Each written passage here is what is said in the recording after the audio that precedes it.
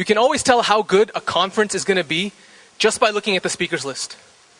I know you're thinking obviously, right? But try this out next time. Next time you hear of a conference, just try this out. Just look at the first 2 letters of each speaker's name going down the list. So if you see a lot of SH going down the list, SH for Sheikh obviously, then you know it's going to be good. If you see a lot of BRs going down that list, you know, brother Omair, brother maniac, brother, whatever, you know. DR though, DR is a gamble though. DR is a gamble because you don't know if you're getting a DR, a doctorate in Islamic studies or Arab history or something, or whether you get like an optometrist or something, you know. I can just imagine them introducing an optometrist. It'd be like, our next speaker is Dr. Tariq Khan. He's an optometrist from Kitchener, Ontario. And his topic is how to see Islam better. Go to Google or whatever search engine and type in automatic wudu machine. You'll get a picture and it'll show you what they're kind of come out with this thing. It's like a wall basically. And it's got a spot for your head, a spot for your arms, and a little pedestal for your feet.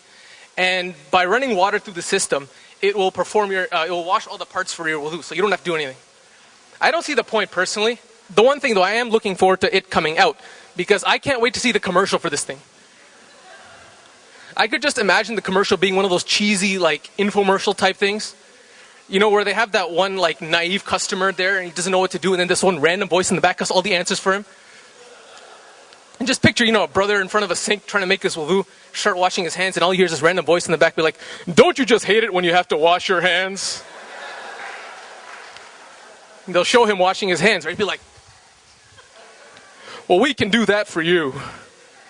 And they'll keep going. "Don't you just hate it when you have to wash your face from the upper part of your forehead to the lower portion of your chin and from one earlobe to the next 3 times?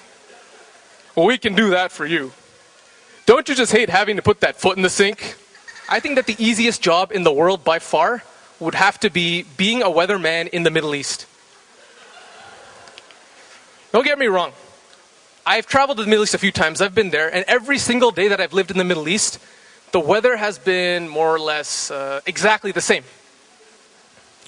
So you wouldn't need to get a qualified meteorologist or anything. You know, you could just pull out some random guy from the street and be like, "How would you like to be a weatherman?"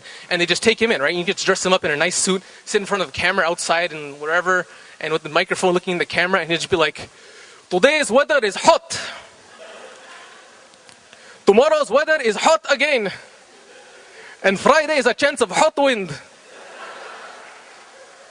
And this would become his thing, you know, every single day he'd get on the news and he'd just be like, "Today's hot, tomorrow's hot." And just grow, like, it would be his huge thing. It'd become almost like a celebrity type of figure, you know. People would recognize him in the store, be like, "Yo, it's that guy who says hot, yo." And even some days, you know, you could have like a special feature where he goes out in front of a school with a bunch of kids surrounding him and he'd be like, "What is the weather today?" And everyone else, "Hot." I'm just waiting for the day that it rains though, because that would just completely throw the poor guy off. And everyone else off. You could just imagine them in the studio panicking. What are we going to do? We can't give them the same lines because it's not the same weather. And everyone's just going nuts. Miscommunication going on everywhere. They're rushing to write him new lines. And meanwhile, he's standing out there with his suit and microphone in front of a camera. This time he's drenched in rain. And he's just looking in the thing and he gets his new lines. He's just like, "Today's weather is not hot. Our forecast system never detected this.